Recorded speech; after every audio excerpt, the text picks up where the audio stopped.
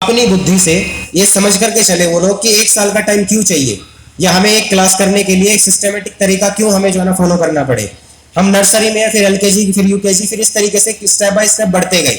होता क्या है, जब बच्चा छोटा होता है तो उसकी जो फिजिकल ग्रोथ होता है, शारीरिक जो ग्रोथ होती है उसकी, वो भी कमी होती है, धीरे धीरे तो बढ़ता है। कभी ऐसा ना बच्चा 1 साल का देखा मेरे जितना है, ऐसा तो नहीं होता ना। हाँ, क्या है, तरीका है शरीर के ग्रोथ का भी, माइंड की ग्रोथ का भी। तो सिस्टम ऐसे ही काम करता है कि हमारी माइंड की जो ग्रोथ है वो भी धीरे धीरे होगी। पहले हम छोटे जब बच्चे होते हैं तो हिंदी के जो वाक्य ना उनको जोड़ जोड़ करके पढ़ते हैं, शब्दों को पढ़ा ना आपने, अब कब जब तब इस तरीके से।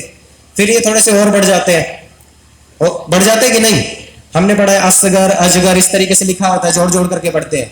फिर धीरे धीरे जब बच्चे बड़े हो जाते हैं फिर वाक्य बन जाता है।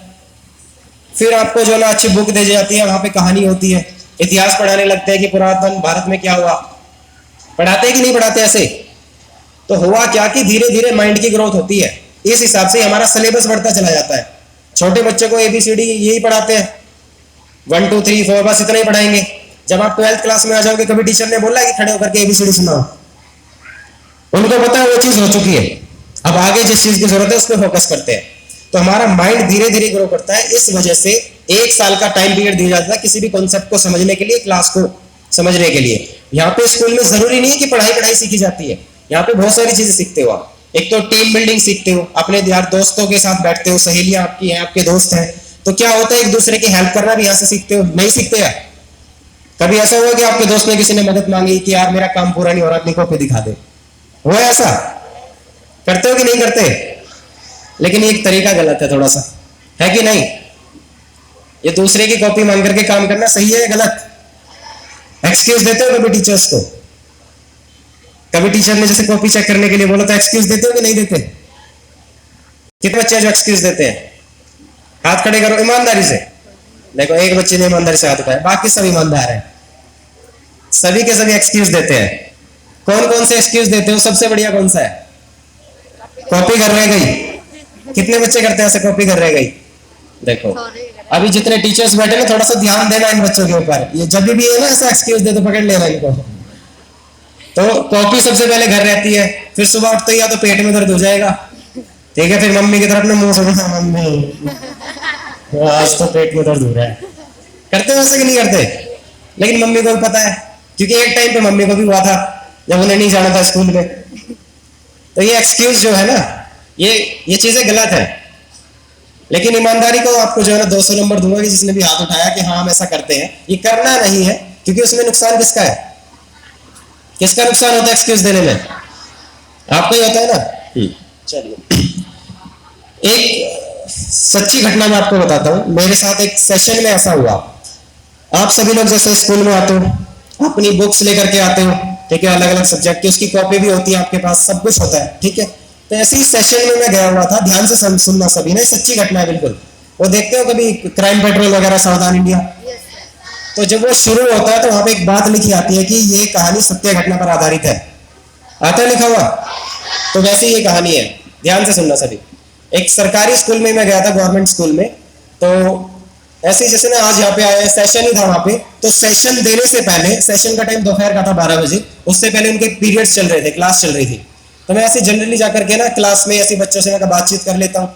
तो 8th क्लास की घटना है सर, ये सच्ची घटना है। 8th क्लास में जाकर के घुसा, मैंने पूछा बच्चों से क्या पढ़ रहे हो? तो बच्चे बोले भूगोल पढ़ रहे। क्या पढ़ रहे? क्या पढ़ रहे? इंग्लिश में बोले तो बहुत बढ़िया। मैंने जाकर के एक बच्चे को खड़ा किया कि बेटा क्या पढ़ रहे हो? वो बोलता सर भूगोल पढ़ रहे हैं। मैंने पूछा क्यों पढ़ रहे हो? बोला सर भूगोल में इंटरेस्ट है। मैं कहा ज्योग्राफी क्यों नहीं पढ़ते? कहता उसमें इंटरेस्ट नहीं है। अब देखो, कहानी को समझना, हंसने की बात ठीक है, मुझे भी एक बार को हंसी आई, लेकिन फिर मैंने सोचा कि यार इस बच्चे का भविष्य कहाँ पे है? क्या इसका भविष्य जो है सेफ है, सुरक्षित है? क्या ये कामयाब हो पाएगा, नहीं हो पाएगा? क्या ये जो पढ़ रहा है, सीख रहा है, वो सही है या गलत है? ये कॉन्सेप्ट को समझो। आपको क्या लगता है उसका भविष्य सेफ है? एक छोटी सी चीज कि उसको यही नहीं पता ज्योग्राफी भी भूगोल है और भूगोल तो भूगोल है, एक ही चीज है। अगर उन चीजों को जो है ना 2 तरीके से देख रहा है, उसको समझ में ही नहीं आ रहा कुछ, तो फिर क्या फायदा है ऐसी एजुकेशन का? कहने का मतलब क्या है, जब आप पढ़ने बैठो तो आपको यह पता होना चाहिए कि हम पढ़ क्या रहे हैं। ऐसे ही नहीं कि आकर के बैठ गए, सब्जेक्ट है उठाया कॉपी में लिख लिया, कल को जो है ना होमवर्क चेक करा दिया, ये एजुकेशन नहीं है।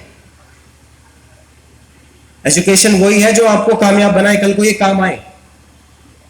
अब घर पे जाओगे कॉपी भर के डेली चेक कराते रहो, टीचर भी वेरी गुड एक्सीलेंट और ये सब मिलता रहेगा, जाकर के मम्मी को दिखाना आज तो गुड़ मिला है, मम्मी बोलती होगी कल को चीनी मिलने आना है, होता है ऐसा? बोले किसी की मम्मी ने चीनी ले आना कल? हाँ, तो इससे कोई बेनिफिट नहीं है। बेनिफिट तब है कि जब जो भी टीचर ने पढ़ाया वो दिमाग में घुस गया। प्लस 1 प्लस 2 के बच्चे हैं, 11 12 के हाथ खड़ा करो। 9 10th, चलो आपके लेवल की कुछ बातें हैं। आप में से कितने बच्चे ऐसे हैं जिनको पढ़ाई बहुत आसान लगती है? हाथ खड़ा करो। जिनको पढ़ाई आसान लगती है। हिंदुस्तान में आज तक कोई ऐसा बच्चा पैदा नहीं हुआ जो ये कह सके कि मुझे 5 सब्जेक्ट फेवरेट है मेरे। होता क्या है सबके साथ कि कोई 1 या 2 सब्जेक्ट तो फेवरेट होते हैं। क्या होता है? ठीक है, बाकी 2 या 3 सब्जेक्ट इसलिए पढ़ने पड़ते हैं क्योंकि पास होना है। ठीक है, अब अगर आपके जो पेरेंट्स हैं आपको 2 ऑप्शन दे, एक ऑप्शन तो ये कि आप अपना फेवरेट गेम खेलो, ठीक है, और एक ऑप्शन ये कि आपको 2 घंटे वो पढ़ना है जो आपका पढ़ने का मन नहीं करता, यानी नॉन फेवरेट सब्जेक्ट पढ़ना है, तो आप क्या चूज करोगे? क्या चूज करोगे? खेलना। ये क्यों है ऐसा? क्योंकि हमारा माइंड हमेशा उन चीजों की तरफ भागता है जहां से हमें खुशी मिल रही होती है। माइंड में जब प्रेशर है तो माइंड आपको बोलेगा क्या कर रहा है यार ये, ठीक है, कुछ ऐसा ढूंढ जिससे जो है ना माइंड को मजा आने लगे, दिमाग को। ये सब चीज आपके साथ डेली लाइफ में होती है। अभी मैडम किसी टूल की बात कर रही थी, आई थिंक कुछ टैबलेट वगैरह मिले होंगे इन बच्चों को, या कुछ मोबाइल फोन या एक्सरसाइज जो भी है। तो इस टूल का गलत इस्तेमाल करने के लिए आपको सिखाने की जरूरत नहीं है कि गलत इस्तेमाल करो, वो आप खुद ढूंढ लोगे। क्योंकि हमेशा ये कहा जाता है कि बच्चों को गलत ट्रैक पे पहुंचाने की जरूरत नहीं होती, वहां पे अपने आप पहुंच जाते हैं। सही ट्रैक पर लाने के लिए सिखाना पड़ता है कि नहीं ऐसा? अब जो ये भी टूल आपको मिला है इसमें बहुत कुछ ऐसा है कि जिससे आप अपनी लाइफ चेंज कर सकते हो।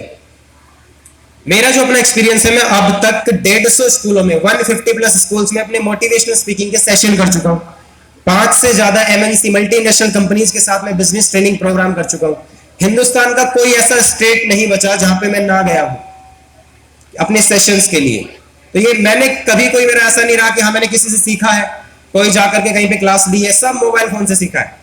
2015-16 में पता चला कि YouTube कुछ है, वहां से कुछ ऐसे लोगों को फॉलो करना शुरू किया जिससे मुझे सीखना था या जिनको मैं अपनी इंस्पिरेशन मानता था। वहां से सीख करके एक टाइम ऐसा है कि मैंने खुद सिखाना शुरू कर दिया। क्योंकि हमेशा एक बात कही जाती है कि अगर आपको किसी चीज का मास्टर बनना है ना, उसमें टॉपर बनना है, तो उस चीज को सिखाना शुरू कर दो। तो मुझे ऐसा लगा कि हाँ सेशन करते गए आज 2022 में कंडीशन ये हो गई है कि 150 सेशन हम कर चुके हैं आज तक। तो जो आपको टूल मिला है इसका सही इस्तेमाल करो। गलत इस्तेमाल करोगे तो आपकी लाइफ खराब होगी, और सही करोगे तो जो है लाइफ में अच्छे ट्रैक पे पहुंच जाओगे। कितने बच्चों को ये लगता है कि यार ऐसा सपना होना चाहिए कि हाँ सुबह उठे, घर के बाहर गाड़ी आए, ड्राइवर निकले कि आओ बैठो सर चलते हैं ऑफिस? कितने बच्चों का ऐसा सपना? अब हाथ नीचे करो।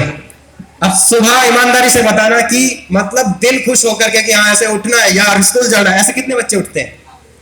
ये सारे झूठे हो तुम। सुबह ना मम्मी जबरदस्ती उठाती होगी कि बेटा उठ जा, ठीक है, 2-4 को थप्पड़ भी लगते होंगे। होता होगा ना ऐसा? नहीं होता? चलो ये एक्साइटमेंट होनी चाहिए आपके अंदर, ठीक है, एजुकेशन को लेकर के, शिक्षा को लेकर के कि आज पढ़ने जाना है। कभी ऐसा हुआ है बात नहीं बेटा पीछे नहीं, बातें नहीं। देखो जब आप सुबह स्कूल के लिए आ रहे हो ना, ये एक्साइटमेंट केवल इसलिए नहीं कि स्कूल जाना है। कुछ लोगों को तो इसलिए एक्साइटमेंट होती है कि आज तो काम पूरा है, आज तो पार देंगे जाके, आज कोई कुछ कह ही नहीं सकता, ठीक है, या फिर इसलिए एक्साइटमेंट है कि आज तो खेलने के लिए मिलेगा, स्पोर्ट्स का पीरियड।